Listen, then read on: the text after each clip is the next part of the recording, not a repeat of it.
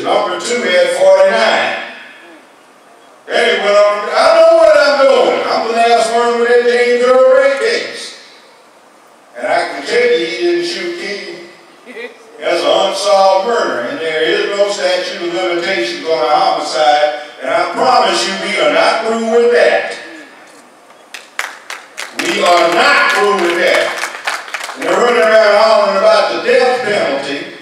Well, let's have a hiatus on the death penalty and look back on the records of the DA's office to see who got shammed and put on death row and which cases are real. Let's do that first. Let's have a hiatus. Why don't we have a citizens review board through the DA's office? Why don't we have a citizens hotline where the DA's office can handle it?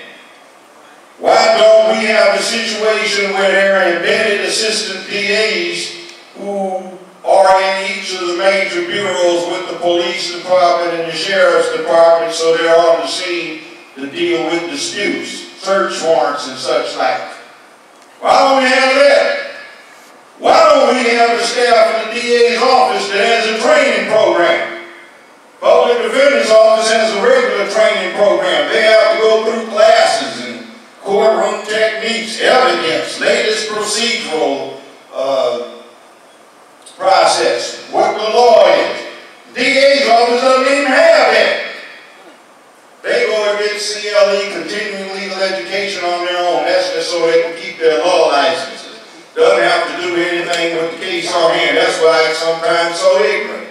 She doesn't know how to move a case, so the courts are clogged up. Jurors are getting mad because they look at what's going on and it goes, gee, man, why did he bring that dude down here, man? He didn't do nothing, but we went through all this time trying to deal with this. This is a sham. And they're talking about expense. From the top, I don't know if you checked this out, but it's going to be a horrible thing in your budget with this overtime because when I get in there, we'll get in at the same time, so it'll change.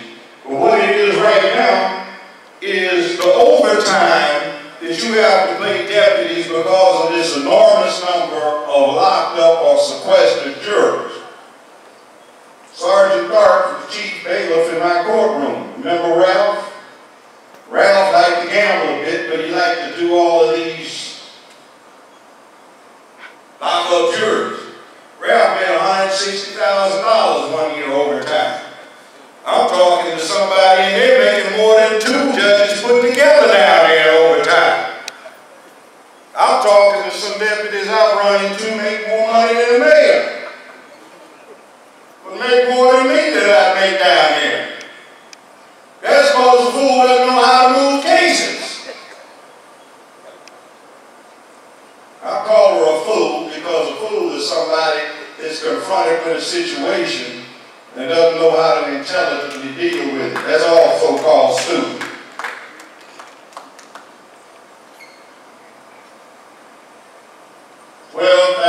Untested rape kits. It's not really 12,000. The total is 26,000. Heroic young lady named Megan Ebos, who just finished law school and at one time was an intern at the DA's office, despises and detests it. She got raped when she was 16 and brave enough to come forward and blow the whistle. When she did it, first reaction of the fool in the office was, it's not really that bad. You see, rapists tend to rape more than one woman. So some of them are probably in the penitentiary.